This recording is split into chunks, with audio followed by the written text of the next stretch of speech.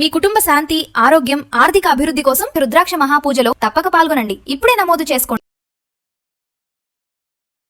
నమస్తే కళ్యాణ్ చక్రవర్తి నమస్తే జగర్. నమస్తే మేడం. మీరు ఏ విధంగా వీళ్ళు మనల్ని కాంటాక్ట్ చేయొచ్చు మేడం?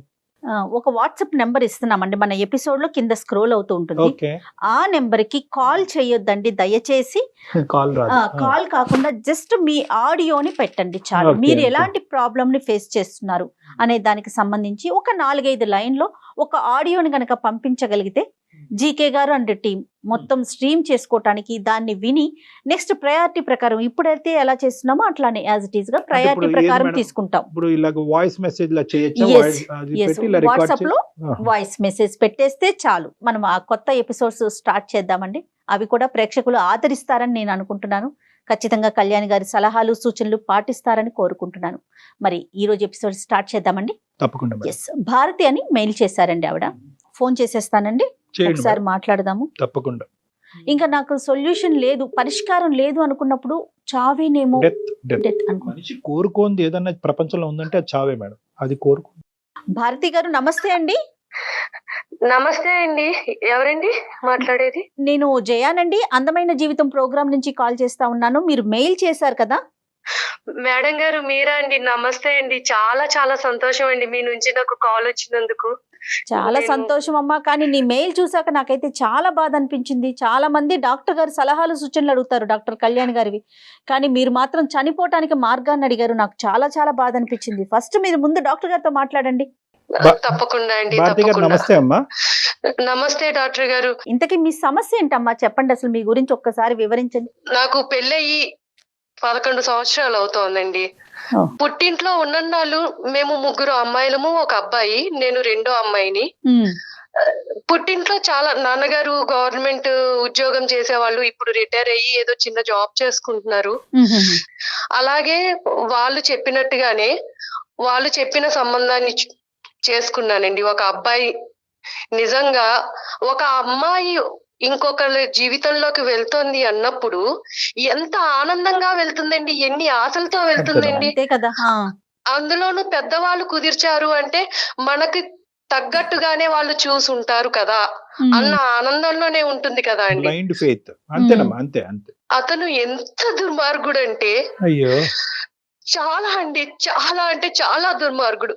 అమ్మా. వాళ్ళకి చాలా వ్యాపారాలు ఉన్నాయి, రియల్ ఎస్టేట్ వ్యాపారాలు ఉన్నాయి. మనోళ్ళకి మంచి అవే డబ్బున్న కనిపిస్తాయి. వాళ్ళు, పలుకుబడి ఉన్న వాళ్ళే, సంఘంలో పలుకుబడి ఉన్న వాళ్ళే.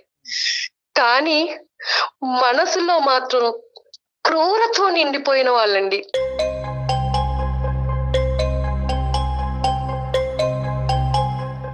మొదటి రాత్రి నుండే అతని అరాచకాన్ని నా మీద చూపిస్తూ ఉన్నాడండి.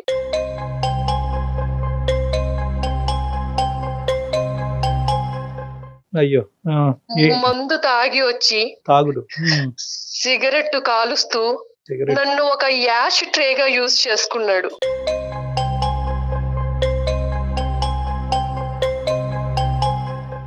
ఆయన ఎలా భావించేవారంటే ఈ మొహాన్ని నేను చేసుకోవడం ఏంటి, దీన్ని భరించాల్సిన కర్మ నాకేంటి, దీంతో నాకు సంబంధం లేదు అన్నట్టుగా ప్రవర్తించేవారండి. అదేలేండి. ఆయనకి ఉన్న చెడు అలవాట్లు ఒకటి కాదండి, ఒకటి కాదు.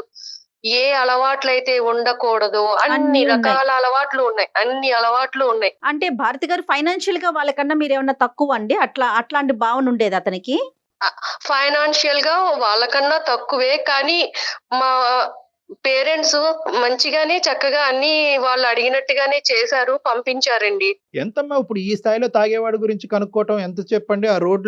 ఆ వీధిలో రోడ్లు ఊడ్చే వాళ్ళని అడిగినా కూడా చెప్తారు, అమ్మ ఎలాంటి వాడు ఇలాంటి వాడు అంటే, బాబు వాడు తాగి ఎక్కడెక్కడ పడిపోతా ఉంటాడని చెప్తారు. అసలు ఏమైనా Walk వాకప్ up జరిగిందా? చేశారా? అసలు అలాంటి వాకబుల్ చేయలేదండి. చెప్పారు వాళ్ళకి వ్యాపారాలు ఉన్నాయి, డబ్బున్న వాళ్ళు, డబ్బులు, వాళ్ళకి వ్యాపారం. సంఘంలో పలుకుబడి ఉంది, మీ అమ్మాయిని ఆ ఇంట్లోకి ఇస్తే సుఖపడుతుంది అలా చెప్పి వాళ్ళు నన్ను పంపించారండి. నాకు కూడా అలాగే చెప్పారు, అమ్మ నువ్వు పుట్టింట్లో కన్నా అత్తారింట్లో చాలా సుఖపడతావు, నువ్వు చాలా అదృష్టవంతురాలివి. మరి నీ మీద జరిగిన అబ్యూజ్ ఏంటమ్మా? అంటే నీ మీద ఎటువంటి జరిగింది? అంటే కేవలం తాగి పడుకునేవాడు, సిగరెట్లు తాగి పడేసేవాడా, లేదంటే నీ మీద ఏమన్నా? ఏం చెప్పాలండి, ఏం చెప్పేవాళ్ళు, కొట్టేవాళ్ళండి. ఆయన చేతికి ఏదొస్తే అది మీదకి విసిరేసేవాళ్ళు.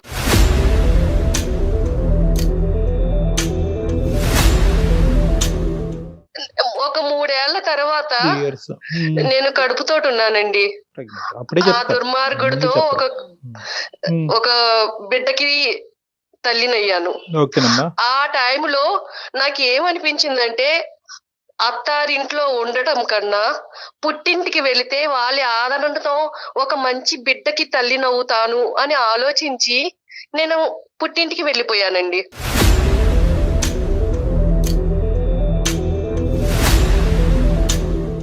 కనీసం బిడ్డ పుడితే అన్నా వాళ్ళలో మార్పు వస్తుంది, ఆ బిడ్డని చూసుకున్నా ఆ తండ్రి మారుతాడు అన్న ఇదిలో వెళ్ళానండి. వెళితే ఎప్పుడన్నా నేను మెసేజ్ పెట్టినా ఫోన్ చేసినా అయిష్టతగా మాట్లాడేవారు. కానీ ఎలా ఉన్నావు, ఏంటి, తింటున్నావా, ఉంటున్నావా, అసలు ఎప్పుడు వెళ్తాడని వెయిట్ చేశాడు. ఆఖరికి ప్రెగ్నెన్సీ వచ్చి వెళ్ళిపోవడంతో ఇంకా హ్యాపీగా సాగరంపినట్టున్నాడు. ఎందుకంటే అతను విచ్చలవిడితనానికి ఇంకెవరు లిమిటేషన్ ఉండదు కదా. డెలివరీ అయ్యింది. బాబు పుట్టిన తర్వాత మా అమ్మగారు వాళ్ళకి కబురు పంపించారండి. అవునా అని ఫోన్ పెట్టేశారండి.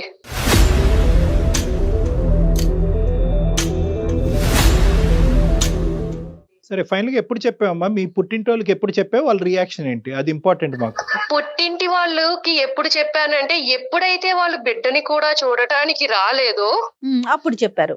అప్పుడు చెప్పానండి. అప్పుడు చెప్పాక ఇప్పుడు అసలైన బాధ నాది మొదలైంది. ఇప్పుడు పుట్టింటి వాళ్ళకి నేను చులకనైపోయాను.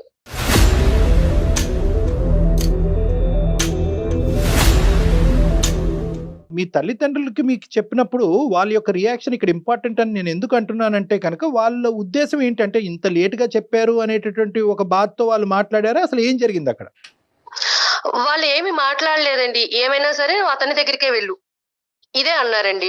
ఏది నీ కథ అంతా పూర్తిగా విన్నారా? పడినటువంటి హింస బాధ అంతా వివరంగా చెప్పిన తర్వాత కూడా అక్కడికి అన్ని చెప్పానండి, అన్ని చెప్పాను. అతను ఎలాంటి వాడు, నా అక్కలతోటి ఎదుటి స్త్రీలతోటి నన్ను ఎలా కంపేర్ చేసి నన్ను ఎంత అసహనంగా మాట్లాడేవాడు, అవన్నీ కూడా నేను వాళ్ళకి చెప్పాను. అంటే ఏంటండి అర్థం కాలేదు భారతి గారు, కొంచెం వివరంగా చెప్పండి.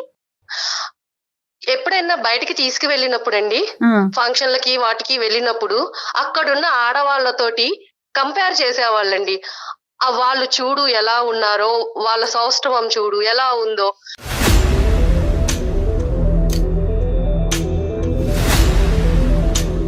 పక్కన భార్యని పెట్టుకుని ఎదుటి స్త్రీలో అందాన్ని వెతుక్కుంటున్నాడు కదా. ఏంటి నాలాంటి ఆడదాని పరిస్థితి ఏంటి, ఇలాగే ఉంటారా ప్రతి మగవాళ్ళు అన్న బాధ కూడా నాకు ఉండేది తనకి. సరే, ఇక్కడ ఈ మీ ఆయన గురించి ఇంకా పూర్తిగా చాలా వివరంగా కులంకుశంగా చెప్పావమ్మా. అసలు మీ తల్లిదండ్రుల యొక్క రియాక్షన్ ఏంటి? వాళ్ళు ఏమన్నారు? చెప్తే వాళ్ళ రియాక్షన్ ఏంటంటే, మా నాన్నగారు అసలు ఏమీ మాట్లాడరండి, ఏమీ మాట్లాడరు. మా అమ్మగారు ఏం చెప్తే అది, మా అమ్మగారు ఎలా చెప్తే అలా. కూర్చోమంటే కూర్చుంటారు, నుంచోమంటే నుంచుంటారు. అంతా మా అమ్మగారి చేతుల్లోనే ఉందండి.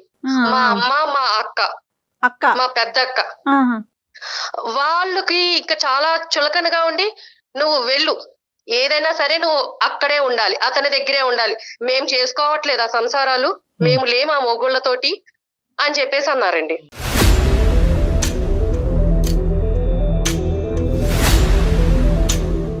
అంటే వాళ్ళ ఉద్దేశ ప్రకారం ఏంటంటే కనుక, ఒకసారి పెళ్లి చేసుకుంటే కనుక చావరేవో అక్కడే తేల్చుకోవాలి, మళ్ళీ పుట్టింటికి తిరిగి రాకూడదు అనేది. తిరిగి రాకూడదు. మిగతా వాళ్ళందరూ ఉండట్లేదా, మిగతా వాళ్ళు వాళ్ళ భర్తలతో ఉండట్లేదా, సుఖంగా వాళ్ళని మార్చుకుని సంసారాలు చెయ్యట్లేదా, నువ్వు ఎందుకు చెయ్యవు? అటువైపు నరకాసుడైనా హిరణ్యకశిపుడైనా ఎవరైనా కూడా అక్కడ ఉండాలి. రైట్, ఓకే, అర్థమైందమ్మా. మీ పేరెంట్స్ యొక్క, మీ ఫ్యామిలీ యొక్క సైకాలజీ అర్థమైంది. తర్వాత అమ్మా, మీ సిస్టర్స్ ఇద్దరు హ్యాపీయేనమ్మా? మీ సిస్టర్స్ ఇద్దరు హ్యాపీయే? వాళ్ళ హ్యాపీ, చాలా హ్యాపీగా ఉన్నారండి, వాళ్ళు చాలా హ్యాపీగా ఉన్నారు. సో పుట్టింటికి వచ్చిన తర్వాత నీ బాధ చెప్పుకునేటటువంటి క్రమంలో మీ సిస్టర్స్ దగ్గర నుంచి కూడా నీకు ఎటువంటి సపోర్ట్ రాలే? సపోర్ట్ రాలేదండి. ఒక రకమైన టార్చర్ కాదండి. మా అమ్మగారు గాని, మా పెద్దక్క గాని అసలు పెళ్లికి ముందు వాళ్ళు ఎలా ఉండేవాళ్ళు, నన్ను ఎలా చూసుకునేవాళ్ళు, అలాంటిది పెళ్ళయ్యాక భర్త ఆదరణ లేకపోతే ఇంత హింసిస్తారా నన్ను? అమ్మ కూడానా? అమ్మ కూడా అండి, అమ్మ కూడా. అంటే వాళ్ళకి ఒక చులకన ఏర్పడిపోయింది. అంటే దీనికి ఎవరి సపోర్టు లేదు, ఇది మన మీదే ఉంది, మన మీదే బతకాలి, దీనికి మనం తప్ప దిక్కు లేదు అని చెప్పి ఉమ్. ఇంట్లో చాకిరీ అండి, చాకిరీ ఎంత గొడ్డు చాకిరీ చేయించేవాళ్ళు. బాబా. వంట పని, ఇంటి పని, ఇంకా ఇదని అదని లేదండి, మొత్తం అంతా వాళ్ళకి అలుసైపోయాను నేను. అంటే దీనికి మొగుడు అండ లేదు, వీళ్ళకి మనమే దిక్కు. అదే ఇది కదా. ఏం చెప్పినా వినాల్సిందే, మనం ఏం చెప్తే అది చేయాల్సిందే పెన్నం మించి అన్నట్టుగా పోయిన ఉండేవాళ్ళు. ఇప్పుడు మీరు పాప బాబా అన్నారండి? బాబండి, Okay. అది వాడేం చదువు- అదృష్టమో దురదృష్టమో నిజంగా అండి, ఆ, ఆ బాబు పుట్టాడు అని ఆనందపడడానికి కూడా లేదండి. వాడు అయ్యో. చాలా హైపర్ అండి, హెల్త్ ఇష్యూస్ చాలా అంటే చాలా ఉన్నాయి. ఫిజికల్ హెల్త్ అమ్మా, mental health? Physical and mental health బాగుండక ఫిజికల్ గా అసలు చాలా అండి, చాలా హైపర్ యాక్టివ్ అండి. ఎంత ఓహో. అల్లరి చేస్తాడంటే అసలు స్కూల్లో కూడా ప్రతి 3 నెలలకి పేరెంట్స్ నుంచి కంప్లైంట్లు అండి. మా అబ్బాయిని కొట్టాడండి, ఇదిగోండి మేము ఇలా సఫర్ అవుతున్నాము. వాళ్ళు ప్రిన్సిపల్ కి కంప్లైంట్ చేయడం. అప్పుడు ప్రిన్సిపల్ ఏమో, అమ్మా ఇలాంటి పిల్లలు మా స్కూల్లో కాదమ్మా, మీరు వేరే స్కూల్లో జాయిన్ చేసుకోండి, మాకు టీసీ ఇచ్చేయడం. చాలా చెప్పండి. చాలా ఎవ్వరు అండి, ఎవ్వరు ఒక్క అరగంట కూడా ఆ బాబుని చూస్తే బాబోయ్ ఈతన్ని పెంచుతున్న తల్లి ఎవరు, ఏమిటి ఇంత అల్లరి చేస్తున్నాడు, ఇలా ఉన్నాడేంటి పిల్లాడని చెప్పి మా అక్క కూడానండి అసలు ఇలాంటి వాడికి జన్మనిచ్చావా నువ్వు, వీడు పురిట్లో చనిపోయినా బాగుండేది.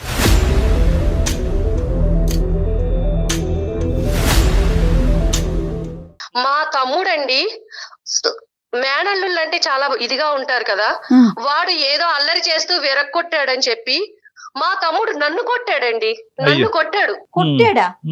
నన్ను కొట్టాడు. అలాంటి పిల్లాన్ని నువ్వు అసలు నీకు పిల్లని పెంచడం వచ్చా రాదా, ఏంటి అలా పెంచుతున్నావు పిల్లని, వాణ్ణి కాదండి నన్ను కొట్టాడు. లోకు అయిపోయింది అమ్మాయి. ఇలా స్కూల్ నుంచి ఏవో ఫోన్స్ వచ్చావండి పేరెంట్స్ నుంచి. నేను ఫోన్ మా పక్కకి వెళ్ళి మాట్లాడుతుంటే మా అమ్మ అనేది, ఎవరితో మాట్లాడుతున్నావే, అయ్యో ఎవరితో మాట్లాడుతున్నావు, ఎవరితో రంకు కడుతున్నావు.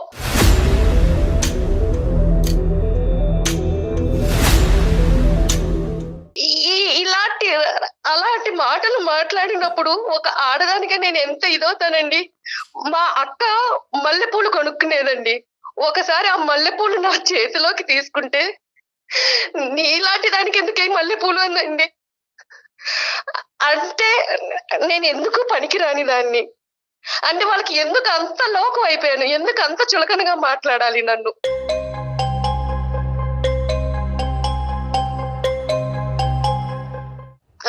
నేను ఉద్యోగం చూసుకుందాము, బయటికి వెళ్దాము, నా బతుకేదో నేను బతుకుదాము అంతే కదమ్మా, నువ్వు అలా గ్రాడ్యుయేట్ కదా. అనుకునేదాన్నండి. కానీ అన్ని దారులు మూసేశారండి, అన్ని దారులు మూసేశారు. బయట ప్రపంచం అంటే ఏమిటో తెలియకుండా చేసేశారు, నన్ను నిర్బంధించేశారు. నా తల్లి నా అక్క వీళ్ళందరూ కూడా నన్ను బంధించేశారు. నిర్బంధించేసి అసలు ఏమీ తెలియని దానిలాగా చేసేశారండి.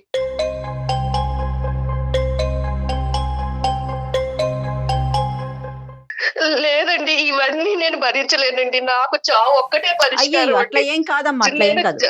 నాకు నిజంగా చావు ఒక్కటే పరిష్కారం అండి. ఇటు పుట్టింటిని తట్టుకోలేను. కాదమ్మా భారతి, నువ్వు 1కి 10 సార్లు చావు చావు అంటున్నావు. నువ్వు ఉండగానే నీ కొడుకుని ప్రపంచం ఈ విధంగా ట్రీట్ చేస్తుంటే, నువ్వు చనిపోయిన తర్వాత వాడికి ఏమైనా దిక్కు మొక్కు ఉంటదమ్మా? వాడిని తీసుకెళ్లి ఒక పిచ్చి ఆసుపత్రిలో పడేసి జీవితాంతం నువ్వు ఇక్కడే సావరా అంటారు.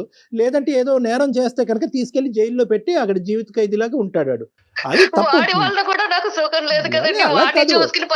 ఒకటి at the end of the day ఒక తల్లి పాత్రలో నేను నిలబడినప్పుడు 6 అయినా 106 వాడి జీవితాన్ని చక్కదిద్దేంత వరకు నువ్వు చావు అనే పదం వాడకూడదు, ఎప్పటికీ వాడకూడదు. ఎవరు నీ తరపున మంచిగా మాట్లాడే వాళ్ళు ఒక్కరు లేరమ్మా. నువ్వు పెళ్లి కాకముందు అందరూ దేవతలు దేవుళ్ళు ఒక మంచి సంబంధం చూశారు కాబట్టి కళ్ళు మూసుకుని చేసుకున్నాను నువ్వు అంటున్నావు. ఏమైపోయారు ఈ దేవతలు దేవుళ్ళు ఇప్పుడు?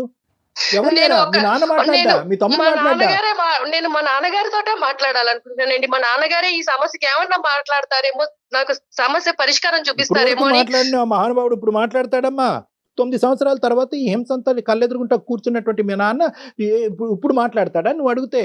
నీకు ఆ నమ్మకం నేను ఉందా? నిలదీయాలనుకుంటున్నానండి, మా నాన్నగారిని నిలదీయాలనుకుంటున్నాను. ఎందుకైనా నిలదీసే ముందు ఒకసారి నిన్ను నువ్వు కూడా ప్రశ్నించుకో భారతి. ఇప్పుడు గ్రాడ్యుయేట్ చదువుకున్న పిల్ల, అతనితో బాధలు 3 ఏళ్లు పడి పుట్టింట్లో చెప్పలేదు. కనీసం బయటకు వచ్చి నీ కాళ్ళ మీద నువ్వు బతకలేవా? ఫ్రెండ్స్ గాని ఎవ్వరు లేరా భారతి?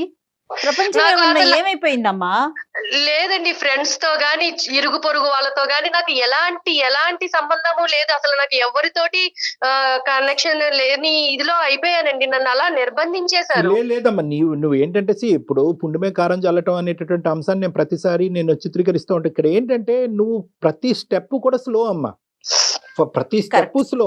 ఒకటి ఏంటంటే ఐదర్ అవతల వాళ్ళ గురించి సాక్రిఫైస్ చేస్తావు, మొగుడు శాడిస్ట్ అయినా కూడా కొడుకుని ఇస్తే కనుక వాడు దేవుడు అయిపోతాడని అనుకున్నావు, తల్లిదండ్రులకు చెప్తే వాళ్ళు బాధపడతారు అనుకున్నావు, మళ్ళీ అక్కడ కంగు తిన్నావు. మీ తల్లిదండ్రులు వాళ్ళు ఏంటంటే కంప్లీట్ గా రివర్స్ పిక్చర్ చూపెట్టి వాడికి మించినటువంటి శాడిస్ట్ లాగా సారీ ఏమనుకోవద్దు, వాడికి మించిన శాడిస్ట్ లాగా వీళ్ళు తయారయ్యారు. ఎక్కడ కూడా పుట్టింటి వాళ్ళు ఇలా రియాక్ట్ అవుతారని మనం అనుకోలేదు. దానికి తోడు ఏంటంటే ఎప్పుడైతే నీ కొడుకు ఇలా పుట్టాడో నీకేంటంటే అన్ని ద్వారాలు మూసిపోయి నాకు ఇంకో జీవితం లేదని చెప్పి నువ్వు ఫిక్స్ అయిపోయావు. ఇప్పుడు నాకు కావాల్సింది ఏంటంటే మీ తండ్రి గారిని నిలదీయాలి, అడగాలి అని అనుకునేటటువంటి మీ ఆలోచన వెనకాతల నెంబర్ 1, ఈ రోజు మీరు మాకు ఎలా చేసి మాట్లాడుతున్నారు, ఇప్పుడు ఎక్కడున్నారు మీ అమ్మాళ్ళు అందరూ? అంటే ఇంతకాలం మా అమ్మగారు వాళ్ళ అమ్మగారికి బాలేదు అంటే వేరే ఊరు వెళ్ళారండి. అమ్మమ్మకి బాలేదు, అయితే ఆవిడ కాలం చేశారు. ఇంకొక 11 రోజుల వరకు వాళ్ళు రారు.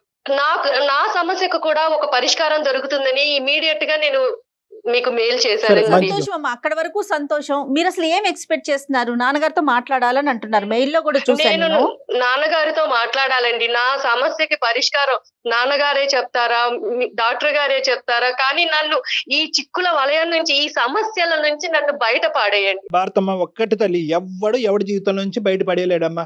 మన జీవితానికి సంబంధించినటువంటి నిర్ణయం మనం తీసుకోవాలి. మేము కేవలం మెంటర్స్ మాత్రమే. కొద్దిగా టార్చ్ లైట్ వేస్తాం, ఆ చీకటిలోంచి మీరు నడుచుకుంటూ వెళ్ళాలి. టార్చ్ లైట్ మాత్రమే. అయినా సరే మీ తండ్రిని కొన్ని ప్రశ్నలు అడుగుదామని అనుకుంటున్నావు కాబట్టి అతనితో మాట్లాడి. ఎక్కడున్నాడో మాత్రం? నాన్నగారు బయటికి వెళ్ళారండి, ఆయన ఉద్యోగం చేస్తారని చెప్పాను కదా, అక్కడికి వెళ్ళారండి. అలాగే మీ సమస్యకు ఒక పరిష్కారాన్ని నిర్ణయించుకోండి. ఆయన నిలదీస్తారు. నిలదీస్తే ఏమవుతుంది? మీ కడుపు మంట చల్లారుతుంది, అంతే. నెక్స్ట్ ఏంటి అది కూడా ఆలోచించండి, అంతే కదా కళ్యాణ్ గారు? అంతే. మరి మాట్లాడదామండి. ఎట్లా లైన్ కలుపుతారా భారతి గారు మీరు? నేను నాన్నగారికి ఒకసారి కాల్ చేస్తానండి. అమ్మాయికి ఏంటంటే జయ గారు, మనం ఈ రోజు ఇలా మాట్లాడేటప్పటికి అమ్మాయికి ఒక ధైర్యం వచ్చింది. ఇప్పుడు స్టార్ట్ అయింది అమ్మాయి జీవితంలో ఏంటంటే నెంబర్ 1 ప్రశ్నించాలి, అడిగి కారణాలు తెలుసుకోవాలి, తర్వాత సమస్యకి పరిష్కారం ఎత్తుక్కోవాలి. సహజంగా మనిషి యొక్క మానసిక పరిస్థితి జరిగింది, ప్రశ్నలకి బదులు కావాలి. సమస్య పరిష్కారం ఎత్తుక్కుంటే ఎత్తుక్కోరు. అదే నమ్ముతాను, అందరికి అదే నమ్మకాన్ని ఇస్తూ ఉంటాను. మన థింకింగ్ లైన్ మారాలి. హలో, ఏంటమ్మా? ఏం చేస్తున్నావు నాన్న? ఏం చేస్తున్నానమ్మా, ఇప్పుడుండే కష్టాలే. నాన్న, నా పరిస్థితి నువ్వు చూస్తున్నావా నాన్న? ఇంట్లో పరిస్థితి నీకు అర్థమవుతుందా నాన్న?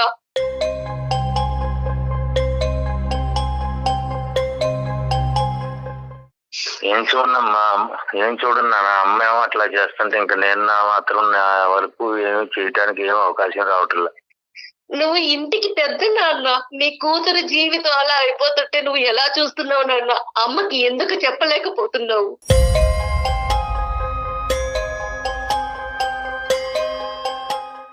మీ అమ్మ పెట్టే చిత్రహింసలకి నేను చెప్పినా గానీ వినటం లేదు, చెప్పేటంత అవకాశమే ఇవ్వటం లేదు నాన్న. మీరు అలా అంటే కుదరదు నాన్న. నా సమస్యకి పరిష్కారం చెప్పాలి. మీరు నా కన్న తండ్రి, నా జీవితం ఇలా అయిపోయింది. మీరు చూసిన సంబంధమే కదా నాన్న నేను చేసుకున్నాను.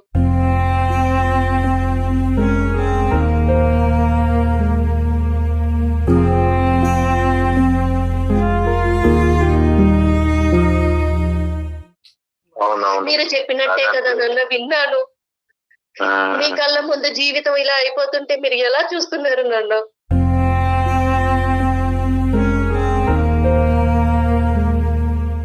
నా బాధని ఎవరితో చెప్పుకోవాలో తెలియక అందమైన జీవితం అనే ప్రోగ్రామ్ ని డాక్టర్ గారికి చెప్పుకుందాము, కళ్యాణి చక్రవర్తి గారిని సలహా అడుగుదామని వాళ్ళని అప్రోచ్ అయ్యాను నాన్న. వాళ్ళకి మెయిల్ పంపించాను. ఈ సమస్యల నుంచి నన్ను ఎలాగైనా సరే మీరు బయట పడేయాలండి. నాకు ఒక్కట చావు తప్ప ఏది కనిపించట్లేదు నాన్న.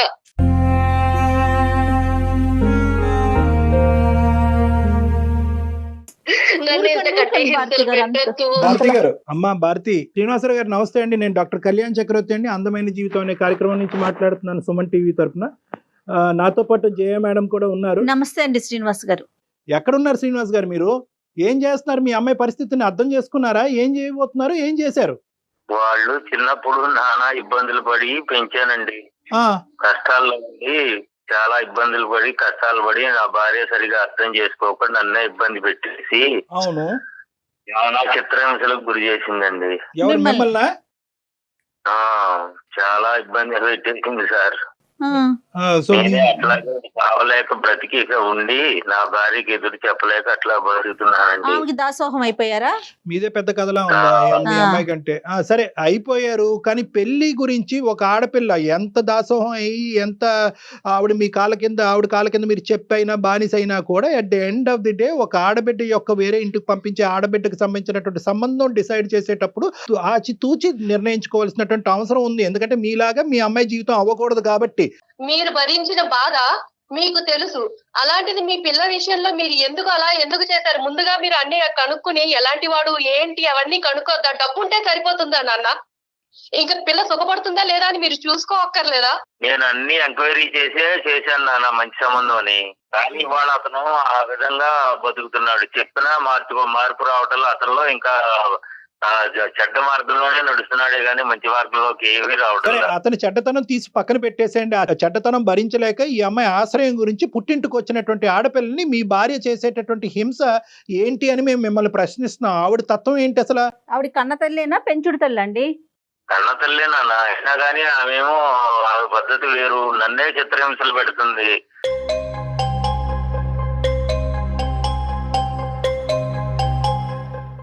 గ్యాస్ స్టవ్ మీద వచ్చి ఆ శారీ వేసేసి ఇక నేను చచ్చిపోతానని అంటుంది. అయినా నేను ఎదురు చెప్పలేక ఇక నేను బ్రతుకుతున్నా.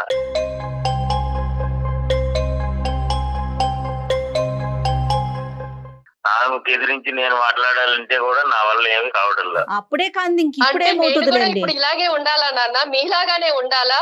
మరి ఇప్పుడు ఈ పిల్ల పరిస్థితి మీలాగానే ఏంటండి? చావో బతుకో సైలెంట్ అయిపోయి అక్కడే బతకాలా? వెళ్ళిపోమంటారా? ఏంటి నాన్న, నా బతుకు నన్ను ఎలా బతకాలో మీరు చెప్పండి.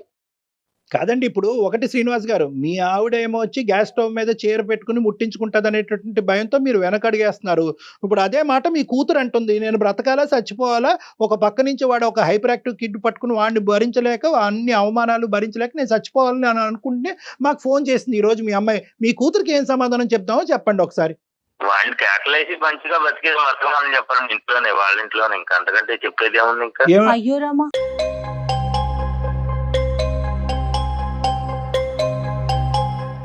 ఎంత భరించినా ఏం మాట్లాడుతున్నారు సార్? మళ్ళీ అతని దగ్గరికే వెళ్ళమంటున్నారు నాన్న. మరి మీరు ఏమన్నా న్యాయంగా ఉందా అసలు? మీకు చెప్పండి. మంచి మార్గంలో నడువు నాన్న, ఇంకా అంతకంటే నేను చెప్పేది ఏముంది? మరి అదే మార్గంలో మీరు నడవచ్చు ఎంతకంటే కదా. మంచి ఆయన ఏముంది? అందుకే నడుస్తున్నాడా సైలెంట్ గా? ఇప్పుడు మీరేమనుకుంటున్నారంటే మీ సైకాలజీ ఏంటంటే, ఇప్పుడు మా ఆవిడ నన్ను హింస పెట్టినా కూడా ఎలాగైతే అణుగుమినిగి ఒక కుక్కలాగా బతుకుతున్నానో సారీ తప్పుగా అనుకోకండి, అదే విధంగా నువ్వు వెళ్ళి మీ ఆయన దగ్గర బతికేసేయమ్మా అన్ని ఇదే సొల్యూషన్ ఈ ప్రాబ్లంకి అని అంటున్నారు. సో మీదేదైతే కనుక ఒక సాంప్రదాయంగా మీరు ఫాలో అవుతున్నావో అదే సాంప్రదాయం మీ కూతుర్ని ఫాలో అవ్వమంటారు. రేపొద్దున హింసాత్మకుడి చేతిలో మీ అమ్మాయి చనిపోయినా కూడా మీరు ఇదే మాట అంటారేమో. ఇప్పుడు నేను పెళ్లి చేసి పంపించే వరకే నా బాధ్యత.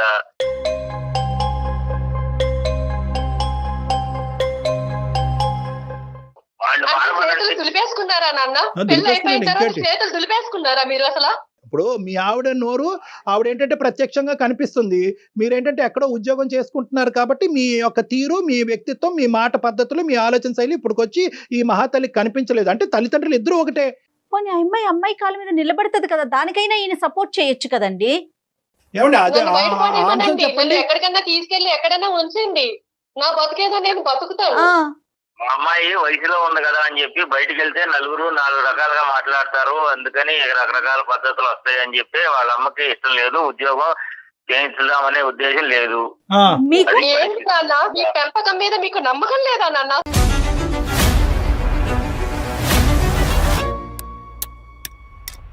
ఇప్పుడు చచ్చిపోవాలి మీ అమ్మాయి నిజంగా. ఇప్పుడు ఇప్పుడు ఇప్పుడు ఏదైతే కనుక కన్న తల్లిదండ్రులు మీరు ఈ విధంగా మీ కన్న కూతురు గురించి మాట్లాడుతున్నారో ఇప్పుడు నిజంగా మీ అమ్మాయి చచ్చిపోవాలన్నమాట. మీ బిడ్డ మీద మీ నమ్మకం లేదండి, ఆ అమ్మాయి క్యారెక్టర్ గురించి మీరు మాట్లాడుతున్నారా ఈ రోజు? వాళ్ళు చక్కగానే ఇంట్లో బతుకుతానంటున్నారు కదా, ఇంట్లో ఉండి ఏమైంది? బయటికి వెళ్ళి 4 మాటలు అనిపించుకునే దానికంటే ఇంట్లో చక్కగా ఇంట్లో అంత ఉన్నానా గొప్పగా నాన్న? ఉందండి మీ ఇంట్లో? మీరు చూస్తున్నారు కదా, దాన్ని చక్కగా ఉండడం అంటారా? చెప్పండి. వాళ్ళ ఫ్యామిలీ మెంబర్స్ తో మాట్లాడారా? వాళ్ళ పెద్దవాళ్ళతో ఏమన్నా మాట్లాడారండి శ్రీనివాస్ గారు? మాట్లాడాము సార్, మాట్లాడాము, అన్ని అయినాయి, ఏమన్నారండి? ఏం చెప్పాడు అతను? వాడేమో వాడి పద్ధతిలో వాడు నడుస్తాడు, అల్లుడు గాడు. మా అమ్మాయినేమో చిత్రహింసలు పెడతారు, మా ఆవిడేమో నన్ను పెట్టిన దానికంటే ఎక్కువగా మా అమ్మాయిని కూడా పెడుతున్నారు అక్కడ. అన్నీ తెలుసు మీకు. అంతేగాని కనీసం వాళ్ళు ఒక కర్మ. ఫ్యామిలీ పద్ధతిగా కావాలని పెళ్లి చేసుకున్నాము, ఇంట్లో ఉంచుకుని మీ ఇంట్లో ఏమిచ్చింది కానీ ఏమండి వేరే ఫ్యామిలీ గురించి ఎందుకు మాట్లాడటం మనది అండి? చూసుకుందాం ముందు. అత్తింట్లో నరకాన్ని అనుభవిస్తూ పుట్టింటికి వస్తే కనుక అక్కడ మించిన నరకాన్ని మీ అమ్మ మీ ఆవిడ చూపెట్టింది సొంత కూతురికి. అంటే వాళ్ళ పెంపకం మీదే వాళ్ళకి నమ్మకం లేదు. ఇక్కడ నాకు అదే సరే అర్థమైంది. ఇప్పుడు మా అప్పుడు నాన్నగారి ఒకటమ్మా మాటలు అమ్మా బట్టి అదే అర్థమైంది. ఒకటే ఇంకా అమ్మ ఈ స్టోరీని ఇక్కడ క్లోజ్ చేయాలి Bharati. All doors are close. నా అనేటటువంటి మనుషుల్ని నమ్ముకుని నువ్వు బ్రతకాలి అనుకుంటే కనుక నువ్వు బ్రతకలేవు. నిన్ను నువ్వు నమ్ముకుంటేనే బ్రతకగలవు అనేటటువంటిది ఈ రోజు మీ నాన్న మాట ద్వారా మనకి ఇక్కడ అర్థమైంది. నేనేదో ఇతను పొడి చేస్తాడని చెప్పి ఫోన్ కలపండి అని నేను అన్నాను. నాకు తెలిసి ఇతని క్యారెక్టర్. అమ్మ భారతి చెప్పండి. రైట్. చెప్పండి. ఇప్పుడు నువ్వే నీ కౌన్సిలర్, నువ్వే నీ డాక్టర్, నీ మనోధైర్యమే నీ శక్తి. ఈ రోజు నీకంటూ ఒక బిడ్డ ఉన్నాడు, ఆ బిడ్డ పరిస్థితి కూడా అంత బాలేదని అంటున్నావు. నీ జీవితాన్ని నువ్వు పోషించుకుంటూ వాడిని కూడా కాసుకోవటం అనేది కష్టం. కాబట్టి ఈ దారి చెప్తున్నాను. ప్రధానంగా ఏంటంటే నిన్నెవ్వరు ఏ తలుపులు మూయలేదు, ఎవరు నిన్ను ఆపలేరు. నువ్వు బయటకు వచ్చి నీ కాళ్ళ మీద నువ్వు నిలబడేటటువంటి ప్రయత్నం నువ్వు చేయాలి. అదొకటే ఈ సమస్యకి పరిష్కారం. బయట ప్రపంచం అసలు ఎలా ఉంటుందో మర్చిపోయానండి. మర్చిపోయి 12 ఏళ్ళు అవుతుంది బయట ప్రపంచంతో సంబంధాలు తెగిపోయి. ఇన్ని రోజులు నువ్వు ఏం చేసావంటే కనుక నాకందరూ ఉన్నారు, ఈ అందరూ మారితే కనుక అక్కడ మొగుడు మారుతాడన్నావు, మారలేదు. తల్లి మారుతాడన్నావు, మారలేదు. తమ్ముడు మారుతాడన్నావు, మారలేదు. అక్క చెల్లి మారలేదు. ఈ రోజు మీ నాన్న మారుతాడని చెప్పి మాకు ఫోన్ చేసావు, మీ నాన్న కూడా మారలేదు. నాకు అలవాటు లేదండి, నాకు ఎవరు లేరు అండి అనేటటువంటిది కాదు. మీకు మేము ఉన్నాం. మీరు అంత మాట అన్నారు, మీరు నాకు అంత మోరల్ సపోర్ట్ ఇచ్చినప్పుడు నేను తప్పకుండా ఒక స్టెప్ తీసుకుంటాను. మా అమ్మగారు వాళ్ళు వచ్చే లోపు నేను ఎలాగైనా సరే నేను ఆ ఇంటి నుంచి బయటపడి నా కాళ్ళ మీద నేను నిలబడాలండి. ఎస్, నీ క్వాలిఫికేషన్ బట్టి అమ్మ ఇది అంత ఈజీ ప్రయాణం కాదు. నువ్వు అన్నట్టుగానే ఏంటంటే ఇప్పటి వరకు అక్కడే ఉంటూ అదే కుంపట్లో ఉంటూ ఆ విధంగానే బ్రతికి బయట ప్రపంచాన్ని అంతా నువ్వుగా కట్ చేసేసుకున్నావు. చూడు, ఇప్పుడు బయట ప్రపంచంలోకి వచ్చి నీ కాళ్ళ మీద నిలబడటం అనేటటువంటిది అంత ఈజీ అయితే కాదు అని చెప్పి నువ్వు నరకం అనుభవించే అంత కష్టం కూడా కాదు. యాజ్ ఏ సైకాట్రిస్ట్ నేనేమంటున్నానంటే నీ కొడుక్కి మంచి రీహాబిలిటేషన్ సెంటర్లో పెట్టిద్దాం, ఫ్రీగా పెట్టిద్దాం. ఏదన్నా అట్లీస్ట్ నువ్వు ఏంటంటే నీ కాళ్ళ మీద నువ్వు నిలబడేంత వరకు ఆ రీహాబిలిటేషన్ సెంటర్కి ఏదైనా నువ్వు పే చేసేంత వరకు నీకు ఫ్రీగా మేము సపోర్ట్ ఇవ్వడానికి ట్రై చేస్తాం. ఓకే, ఆ అబ్బాయికి ప్రధానంగా ఏంటంటే మీ అందరు గొడవల వల్ల ఏంటంటే వాడు నెగ్లెక్ట్ అయిపోతున్నాడు. 12-13 సంవత్సరాల తర్వాత ఇటువంటి పిల్లలు మారేదానికి అవకాశం ఉండదు. వాళ్ళు ఇంకా హింసాత్మకమైనటువంటి దారిలోకి వెళ్ళిపోతారు. కాబట్టి ఈరోజు నీ సమస్య ఒక ఎత్తు అయితే కనుక వాడిని బాగు చేయడం అనేది కూడా ఇంకో ఎత్తు. సో వాడికి ఇంకా 9 years అంటున్నావు కాబట్టి నెక్స్ట్ 3 years మనం వాడి యొక్క జీవితం ఒక గాడిలో పెట్టడానికి మనం అందరం యుద్ధం చేయాలి. ఆ సపోర్ట్ లో మేము కూడా ఉంటాం. జయ గారు కూడా ఉంటారు, సుమన్ టీవీ వాళ్ళు ఉంటారు. తప్పకుండా ఉంటుందండి, అందులో అసలు ఎటువంటి సందేహం లేదు. చాలా సంతోషం అండి, చాలా మనోధైర్యాన్ని ఇచ్చారు నాకు. ఇది అయిపోయిన తర్వాత నేను మీతో ఒకసారి పర్సనల్ గా మాట్లాడతాను. భారతి గారు, ఏం చేద్దాం, ఎలా చేద్దాం, మీ క్వాలిఫికేషన్ కి తగినట్టుగా ఎలాంటి పని దొరుకుతుంది, ఇవన్నీ మనం ఆలోచిద్దాము. మీరు అన్నట్లుగా అమ్మ వాళ్ళు వచ్చేలోపు ఒక నిర్ణయం తీసుకోండి. అవసరమైతే ఒక కంప్లైంట్ పెట్టేసేయండి. అంతేనా కళ్యాణ్ గారు? అంతే. ఎస్, ఓకేనమ్మా, ఓకేనండి, ధైర్యంగా ఉండండి. Super super. ధన్యవాదాలండి డాక్టర్ గారు, చాలా సంతోషం అండి మీతో మాట్లాడాక నాకు చాలా హ్యాపీగా ఉందండి. ఓకే భారతి అమ్మ, ఆల్ ది బెస్ట్ అమ్మా. Will be in touch with you. ఓకేనండి, థ్యాంక్ యూ అండి. Right sir. ఎలా మొదలైంది, ఎలా ఎండ్ అయింది చూడండి కళ్యాణి గారు. అమ్మాయికి ఏంటంటే అమ్మ అది నేను ఇందాక అన్నాను కదా స్టార్టింగ్ లో, కొన్ని ప్రశ్నలకు ఆ అమ్మాయికి బదులు దొరికేంత వరకు ఈ అమ్మాయి నెక్స్ట్ అడిగేయదు అని చెప్పి నేను స్టార్టింగ్ లో చెప్పాను. ఇప్పుడు ఆ సమాధానానికి తనకు దొరికింది. అంటే మా నాన్న మారుతాడేమో, మా నాన్న ద్వారా నేను ఇంట్లోంచి బయట పడచ్చేమో అనేటటువంటి ఆలోచనని ఇప్పుడు ఆ అమ్మాయికి ఏమర్థమైందంటే కనుక మా నాన్నగారు తలుపేసుకుని అతని స్వార్థం చూసుకుంటున్నాడు తెలిసింది. కాబట్టి ఇప్పుడు నెక్స్ట్ అడిగేయడానికి ఆ అమ్మాయి రెడీ అయింది. రైట్ అండి, ఎపిసోడ్ అయిపోయినాక నేను ఒకసారి పర్సనల్ గా తనతో మాట్లాడతాను, మీకు అప్డేట్ చేస్తాను. తప్పకుండా జయ గారు. Right, thank you so much అండి.